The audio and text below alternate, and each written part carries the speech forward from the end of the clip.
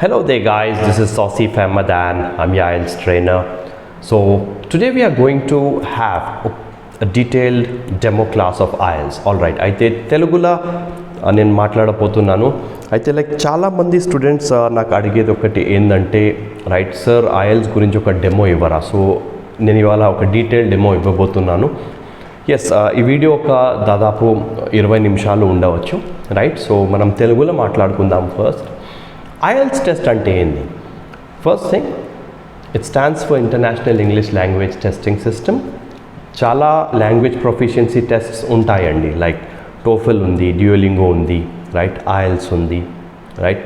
You also have CELPIP, PT and all these tests. Okay, so IELTS ఒక English proficiency test. ఇది తీసుకోవడం వల్ల మనకు లాభం ఏంటంటే, మీరు ఒక వేరే కంట్రీలో స్టడీ అవ్వాలనుకుంటే, మీ ఎడ్యుకేషన్ వేరే కంట్రీస్లో కంటిన్యూ చేయాలనుకుంటే కొన్ని యూనివర్సిటీస్ ఉంటాయండి, అవి డిమాండ్ చేస్తాయి English proficiency tests, right. So ఈ టెస్ట్ మీకు తీసుకుంటే లాభం ఏంది? You will get a chance to prove that you are a good speaker and you have some good command over English language, right. So IELTS తీసుకున్న వల్ల లాభం ఏంటంటే, లాజికల్గా మీకు ఒక 6.5 బ్యాండ్ వస్తే మీకు ఏ కంట్రీ అయినా ఎడ్యుకేషన్కి, గ్రాడ్యుయేషన్కి అలౌ చేస్తుంది, ఆర్ పోస్ట్ గ్రాడ్యుయేషన్కి కూడా. ఎక్కువ శాతం మంది ఈ టెస్ట్ తీసుకునేది పోస్ట్ గ్రాడ్యుయేషన్ కోసం, కొందరు PhD కోసం కూడా తీసుకుంటారు. All right. సో IELTS అనేది మీకు 4 మాడ్యూల్స్లో టెస్ట్ చేస్తుందండి. దానికంటే ముందు మనం ఇది మాట్లాడదాం. IELTS ముందు ఇండియాలో British council and IDP conduct చేసేది, ఇప్పుడు IDPA కండక్ట్ చేస్తుంది, బ్రిటిష్ కౌన్సిల్ ఏం కండక్ట్ చేయడం లేదు. సో దీంట్లో మనకి 4 మాడ్యూల్స్ ఉంటాయి అండ్ కొన్ని టైప్స్ ఆఫ్ టెస్ట్స్ ఉన్నాయండి, రైట్. IELTS అకాడమిక్ ఉంది, ఇదైతే ఎవరికైతే ఫారెన్ వెళ్ళి చదువుకోవాలనుకుంటున్నారో వాళ్ళకు ఉంటుంది అకాడమిక్, రైట్. జనరల్ ట్రైనింగ్ ఎవరైతే వర్క్ ఆర్ మైగ్రేట్ అవ్వాలనుకుంటున్నారో, రైట్.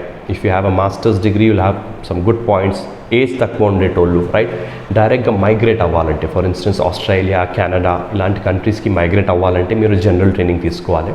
కానీ దాంట్లో మంచి స్కోర్ తేవాలండి. Minimum 8 in listening, 777 in all the other modules, and if you get 8 in all, that's a very big plus point. దాని తర్వాత IELTS ఫర్ UKVI అనేది ఉంటుంది, United Kingdom visas and immigrations అని ఉంటుంది, అది స్పెసిఫిక్గా UK కోసం. దాంట్లో కూడా UKVI అకాడమిక్ ఉంటుంది, UKVI జనరల్ అనేది ఉంటుంది, రైట్. దాని తర్వాత మీరు చూస్తే IELTS ఫర్ లైఫ్ స్కిల్స్ అనేది ఉంటుంది, రైట్. అదొక వేరే టెస్ట్. సో మోస్ట్లీ మనకు తీసుకుంటే అకాడమిక్ అండ్ జనరల్లీ తీసుకుంటారు చాలామంది. UK వెళ్ళేటోళ్ళు UKVI తీసుకుంటారండి. Now proceeding with the different modules in which they test you, you're tested in 4 modules like I said: listening, reading, writing and speaking. So IELTSలో మనకు 2 formats ఉంటాయండి, paper based test, computer delivered test. Paper based test వల్ల మనకు లాభం ఏంటంటే, లాభం ఏం లేదు ఎక్కువ, రైట్. లిజనింగ్ తర్వాత మీకు 10 minutes ఎక్స్ట్రా దొరుకుతాయి ట్రాన్స్ఫరింగ్ కోసం, లైక్ ఆన్సర్స్ ట్రాన్స్ఫర్ చేసుకోవడానికి. కంప్యూటర్ డెలివర్డ్ టెస్ట్లో 10 minutes కాకుండా 2 minutes ఉంటాయండి, రైట్. ఇప్పుడు ఒక లాభం కంప్యూటర్ బేస్డ్ టెస్ట్ తోటి ఏంటంటే, మీ రిజల్ట్స్ తొందరగా వస్తాయండి, విదిన్ 4 to 5 working daysలో వచ్చేస్తాయి. పెన్ అండ్ పేపర్ బేస్డ్ టెస్ట్కి ఏమో మనకి దాదాపు 15 రోజులు పడతాయండి. So this is the difference. And రైటింగ్లో మీకు చాలా పెద్ద అడ్వాంటేజ్ ఉంటుంది, అప్పర్ హ్యాండ్ ఉంటుంది దేంట్లో, కంప్యూటర్ డెలివర్డ్ టెస్ట్లో, because you will be typing, right. So మంచి టైపింగ్ స్పీడ్ ఉన్న వాళ్ళకి తొందరగా కంప్లీట్ చేయొచ్చు, ప్లస్ దాంట్లో వర్డ్ కౌంట్ కూడా చూపెడుతుంది. Now proceeding with the speaking module. Speaking is held face to face with an IELTS examiner. కానీ మా వరంగల్లో ఇప్పటిదాకైతే వర్చువల్ టెస్ట్స్ జరిగాయండి, జూమ్ కాల్ ద్వారా. సో వేరే ప్లేసెస్లో like Hyderabad or Chennai or Vizag, అక్కడ మీకు దాదాపు ఫేస్ టు ఫేసే ఉంటుంది. So speaking test is a face to face interview with an IELTS examiner and it contains 3 parts. లాజికల్గా 3 parts ఉంటాయి. దీనికంటే ముందు మనకు IELTS స్లాట్ బుక్ చేయాలంటే మీకు ఒరిజినల్ వ్యాలిడ్ పాస్పోర్ట్ ఉండాలండి, ఎక్స్పైర్డ్ డేట్ ఉండకూడదు. IELTS స్లాట్ బుకింగ్ ప్రాసెస్ నేను కూడా వచ్చే రోజులలో అది కూడా మీకు చెప్తాను, రైట్. సో స్పీకింగ్ టెస్ట్లో మీకు లాజికల్గా 3 parts ఉంటాయి, Part 1, Part 2 and Part 3. So Part 1లో యూజువల్గా మీకు బేసిక్ క్వశ్చన్స్ అడుగుతారు. దానికంటే ముందు కొంచెం సెల్ఫ్ ఇంట్రొడక్షన్ ఉంటుంది, what's your full name. Examiner అతన్ని ఇంట్రొడ్యూస్ చేస్తాడు. దాని తర్వాత వాళ్ళు మీకు what's your full name, where are you from, what can I call you, అవన్నీ అడిగిన తర్వాత ఒక 10 to 11 క్వశ్చన్స్ అడుగుతారండి, బేసిక్ క్వశ్చన్స్. అవి మోస్ట్లీ మనకు regular habits or hobbies, arts, regular topics గురించి ఉంటాయి, exercise and all these things, right? So చాలామంది ఎగ్జామినర్స్ ఒక టాపిక్ నుంచి వేరే టాపిక్కి కూడా స్లైడ్ అవుతారండి. So you don't need to worry, right? So part 1 అయిపోయిన తర్వాత పార్ట్ 2 ఇస్తారండి. పార్ట్ 2 క్వశ్చన్లా క్యూ కార్డ్ క్వశ్చన్ అంటారు దానికి, క్యూ కార్డ్ రౌండ్ లాజికల్గా అయితే. సో ప్లీజ్ ఎక్స్క్యూజ్ మీ, నా తెలుగు అంత స్ట్రాంగ్ లేదు, అయితే కొన్ని ఎర్రర్స్ పోతే just excuse me. So part 2లో మీకు ఎగ్జామినర్ ఒక కార్డ్ ఇస్తారండి లాజికల్గా. ఇప్పుడు it is the size of this card, okay, ఇలాంటి ఒక ఉంటుంది, ఓకే.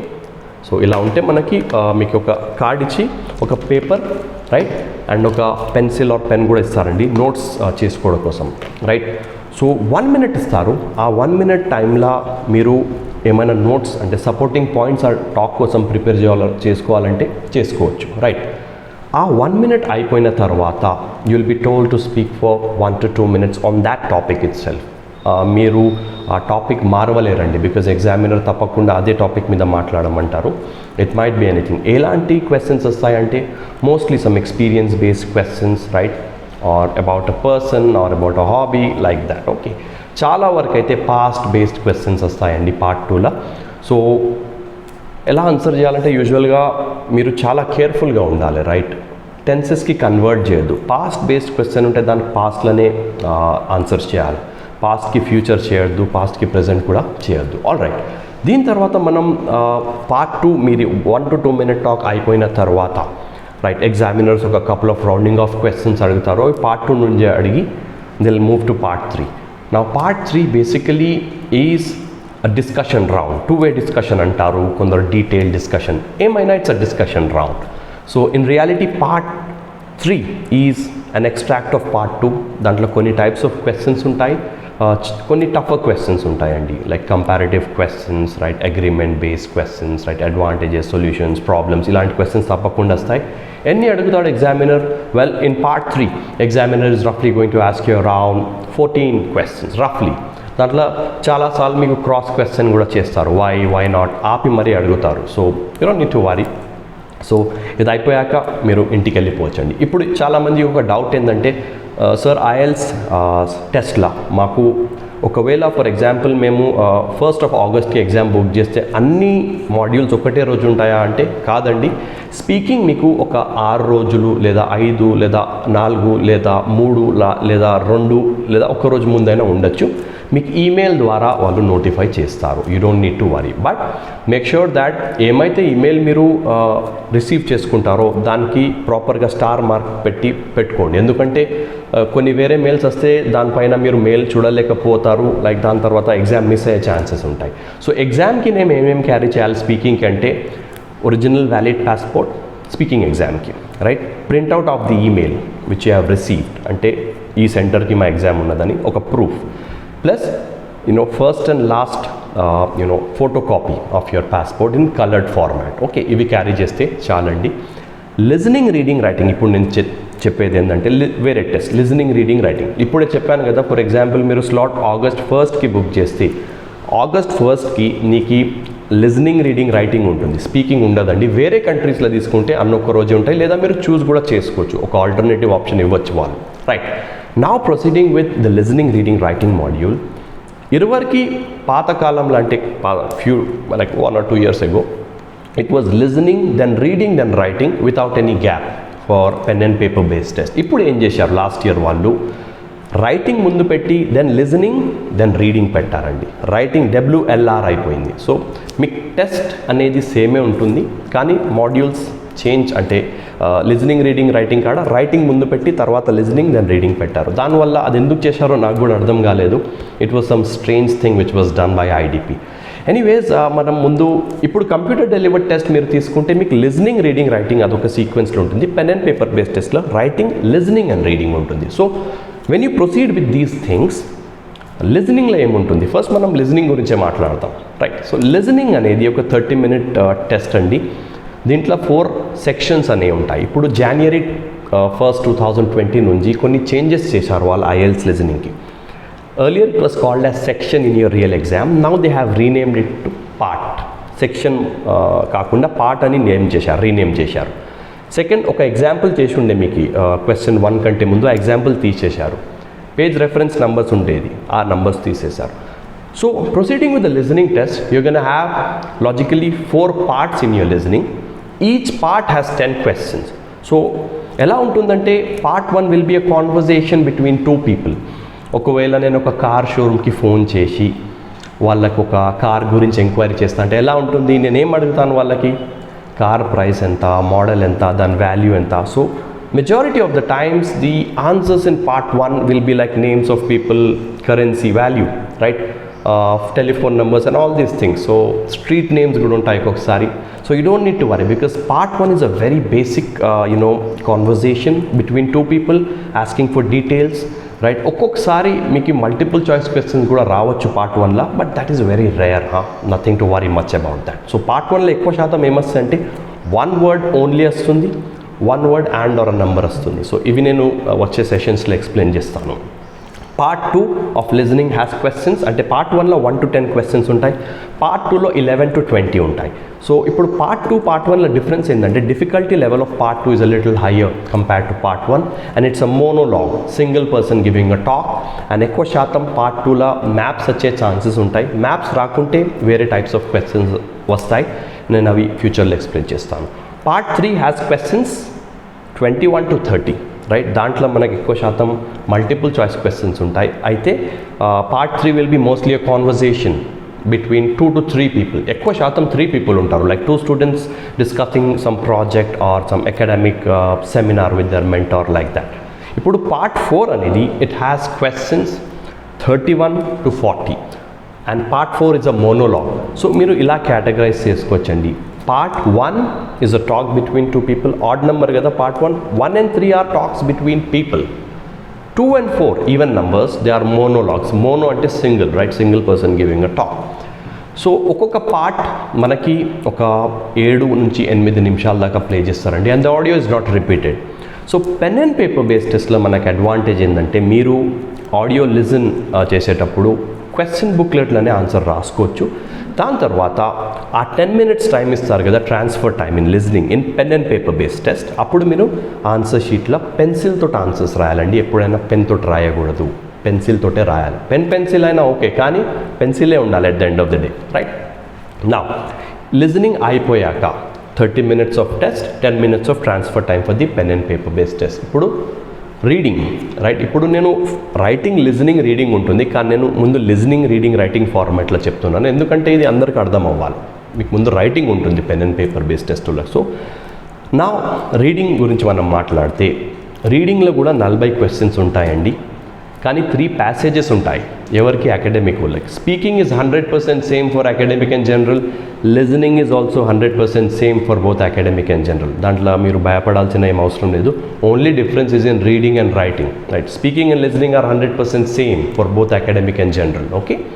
రీడింగ్ గురించి మనం మాట్లాడితే అకాడమిక్ స్టూడెంట్స్కి ఏముంటుందంటే ఒక లాంగ్ ప్యాసేజెస్, లాజికల్గా నేను చెప్పినాను కదా 40 క్వశ్చన్స్ ఉంటాయి రీడింగ్లో కూడా. కానీ మనకేంటంటే యూజువల్గా ప్యాసేజ్ 1, ప్యాసేజ్ 2, ప్యాసేజ్ 3 అనే ఉంటాయి అకాడమిక్ స్టూడెంట్స్కి, రైట్. జనరల్ వాళ్ళకి నేను తర్వాత ఎక్స్ప్లెయిన్ చేస్తాను. ఫస్ట్ మనం మాట్లాడేది ఇప్పుడు అకాడమిక్ రీడింగ్ గురించి అండి, నాట్ జనరల్. సో ప్యాసేజ్ 1 అనేది ఒక టైటిల్ ఉంటుంది. It might be taken from magazines, journals or articles or newspapers, anything. We cannot assure that ఇదే టాపిక్ మీద మనకు వస్తుంది, and these are not repeated. ఒకవేళ టాపిక్ రిపీట్ అయినా content and questions will be different people, okay. ఒక్కసారి అయింది, నా student Aditya Vallapadasu from Warangal, అతనికి స్నేక్ ఆయిల్ అనేది వచ్చింది. సో వీ వర్ సర్ప్రైజ్డ్, కానీ the questions were entirely different, right. Echinacea, all these things ఉండే దాంట్లో. So proceeding with passage 1, you'll have a title given for that. ఆ టైటిల్ చదవడం వల్ల లాభం ఏంటంటే you'll understand what is the content going to be about, right. దేని గురించి ఉంటుంది. సో ఒక్క ప్యాసేజ్లో దాదాపు 8 నుంచి 10 పారాగ్రాఫ్స్ ఇస్తాడు ఎగ్జామినర్. ఒక్కొక్కసారి 7, 6 అయినా ఇస్తాడు, అతని ఇష్టం. But passage 1 will be the easiest passage of all. ఆ 7, 8, 10 పారాగ్రాఫ్స్లకి ఒక ప్యాసేజ్లో 10 పారాగ్రాఫ్స్, 8, 6, 7 ఎన్నైనా ఉండొచ్చండి. ఆ పారాగ్రాఫ్స్లోకి వెళ్ళి ఎగ్జామినర్ ఒక 13 క్వశ్చన్స్ డిజైన్ చేస్తాడు.